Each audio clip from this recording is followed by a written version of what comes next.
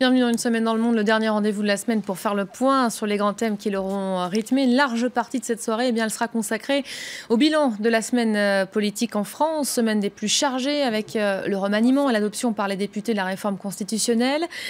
Pendant ce temps-là, à l'autre bout du monde, la guerre s'est poursuivie en Syrie. Pointée du doigt pour ces bombardements à l'aveugle, la Russie a accepté de marquer une pause dans les frappes d'ici à une semaine. C'était hier soir à Munich. C'est l'une des avancées obtenues par l'Américain John Kerry. On y reviendra après le rappel des titres. On reviendra également sur la primaire américaine du New Hampshire depuis la victoire de Bernie Sanders côté démocrate.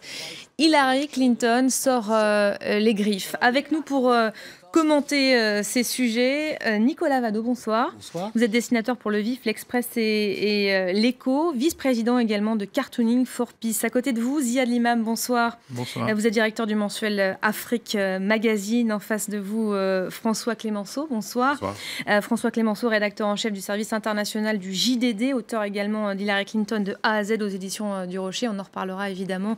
Hillary Clinton qui a, semble-t-il, du souci à se faire après les derniers résultats. Et puis à côté de vous, Nicolas Vinocourt, bonsoir. Bonsoir.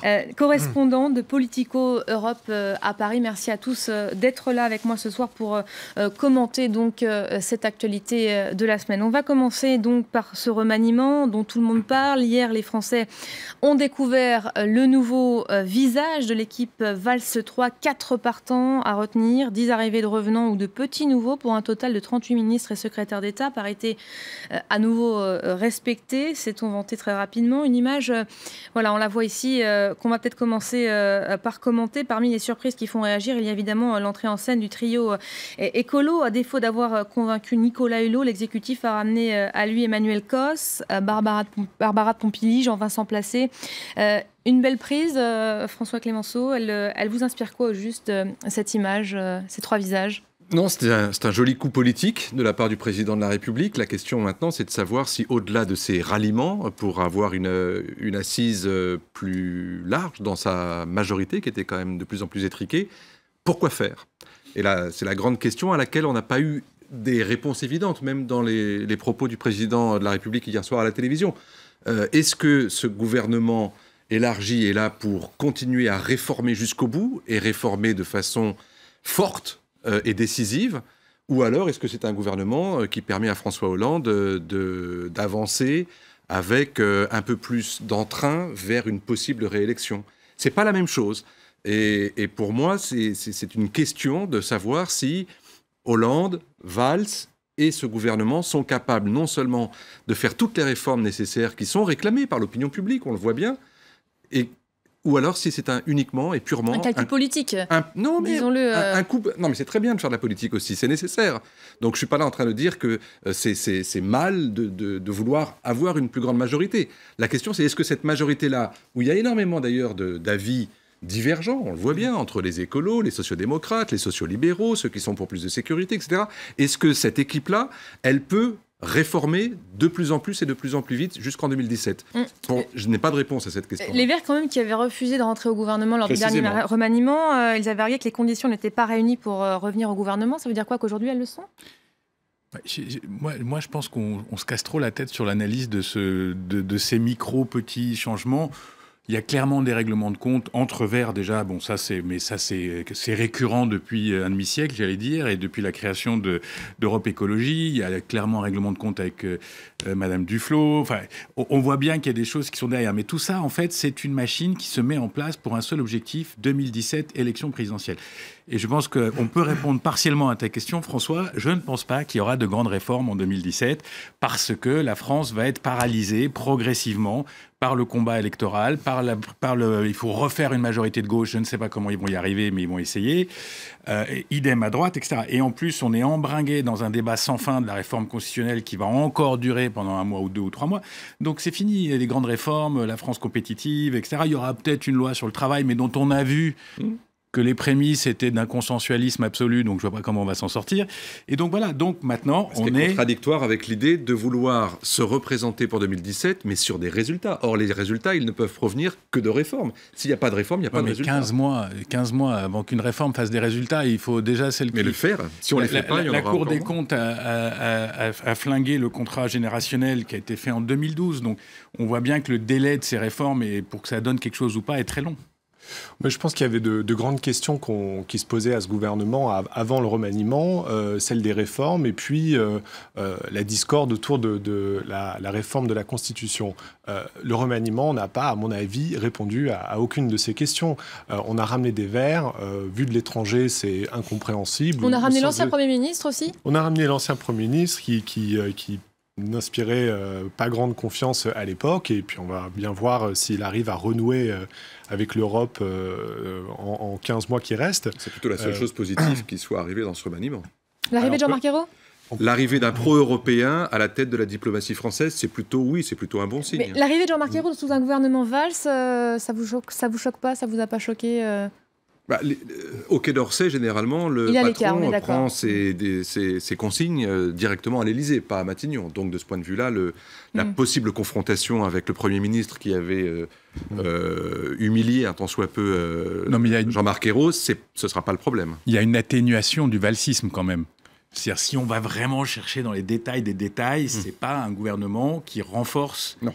Le pouvoir de Manuel Valls, c'est plutôt un gouvernement qui l'enserre. Reprise en main de François Hollande, c'est ce qu'on dit aujourd'hui dans la presse.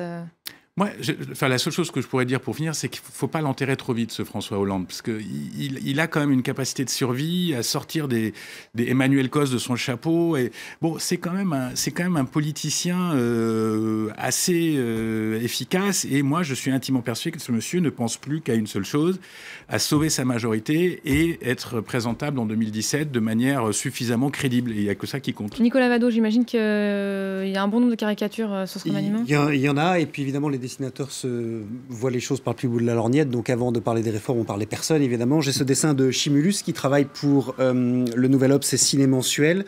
On voit les écolos et héros de retour. Alors leur remaniement a porté ses fruits.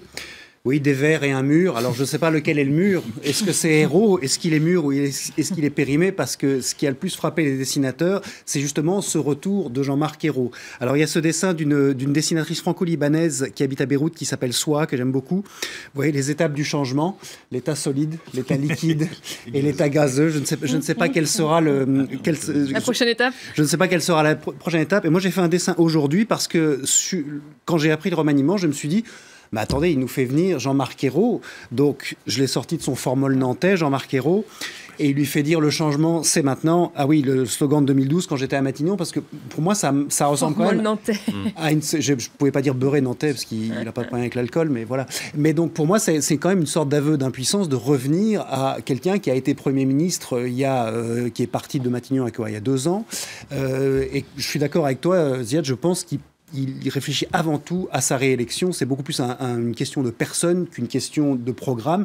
Et de toute façon, le programme, qu'est-ce qui va être dans les mois qui viennent ? Il va être de contrer le Front National. Et malheureusement, il y a cette réforme dont on va parler après de la Constitution qui va pourrir tout le débat sur la question de la déchéance de nationalité. Et c'est là-dessus qu'on va se focaliser. Donc je pense en effet que c'est plutôt un truc cosmétique. Et en effet, Ayrault est l'homme de confiance de Hollande. C'est parce que Hollande ne pouvait pas être lui-même peut-être ministre des Affaires étrangères qu'il a mis Ayrault à la place. J'ai pas l'impression qu'on va avoir des réformes avec ces gens-là. Avec cette nouvelle équipe. Donc, bien justement, on en parle de cette réforme, la réforme constitutionnelle. Un peu plus des 3/5 des députés se sont prononcés en faveur du projet de loi cette semaine. Le texte qui inscrit, je vous le rappelle, dans la loi fondamentale le régime de l'état d'urgence, la déchéance de nationalité pour les auteurs de crimes et délits terroristes. Ça a fait beaucoup de bruit, ces 2 articles, dans tous les médias, français, étrangers aussi. Au final, ça passe de justesse pour la déchéance de nationalité, mais ça passe quand même. Ça vous inspire quoi ? On a fait beaucoup de bruit pour rien, au final ? Pas assez de bruit ?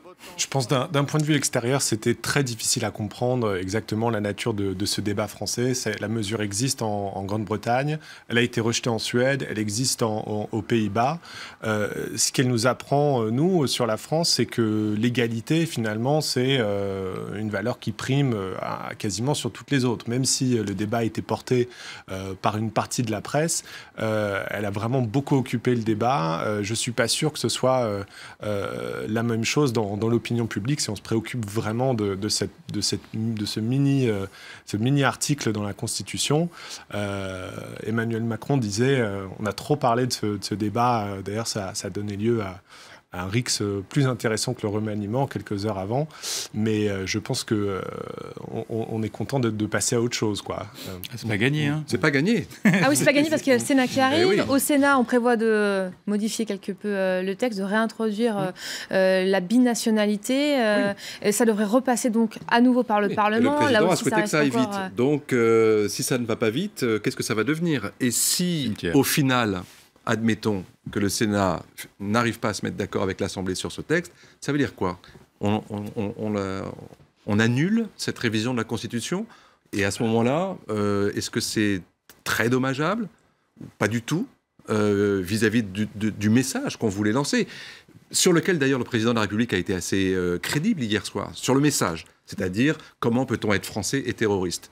Auquel cas, quand on est terroriste et qu'on s'en prend à la France et aux Français, on ne peut plus garder sa nationalité française. J'ai trouvé que cette pédagogie-là avait fonctionné. Le problème, c'est l'instrumentalisation du débat par une partie de la gauche et une partie de la droite, ne l'oublions pas. Ah oui, parce que clairement, ça divise dans les deux camps. Pour que ce débat s'éternise, partent dans... on ratiocine à la virgule près, et ce qui fait que ce débat s'est enlisé. Alors oui, il manquait peut-être une autorité nécessaire dès le départ pour que ce débat soit cadré. À partir du moment où la majorité, je vous rappelle qu'en novembre, dans la foulée des attentats, là, il y avait une majorité dans ce pays, à la fois dans l'opinion publique et dans la classe politique, pour qu'il y ait une déchéance de la nationalité. C'est pas uniquement des manœuvres, je pense que c'est pas uniquement des manœuvres. Je pense que cette histoire de déchéance de nationalité, ça a touché un marqueur à gauche. Oui. Et qu'il fallait pas être Merlin l'Enchanteur pour se rendre compte qu'après l'émotion, il y allait avoir un énorme problème de proposer une mesure qui est défendue traditionnellement par la droite la plus réac et la plus conservatrice et l'extrême droite, et la faire passer par un gouvernement de gauche. Il y a eu un deuxième truc qui a mis le feu aux poudres, c'est le mot binationalité. Parce que là, on a vraiment ouvert la boîte de Pandore sur le plan des valeurs, ce que vous disiez tout à l'heure sur l'égalité, qu'on n'a pas deux Français différents, qu'il y a les mêmes Français, etc.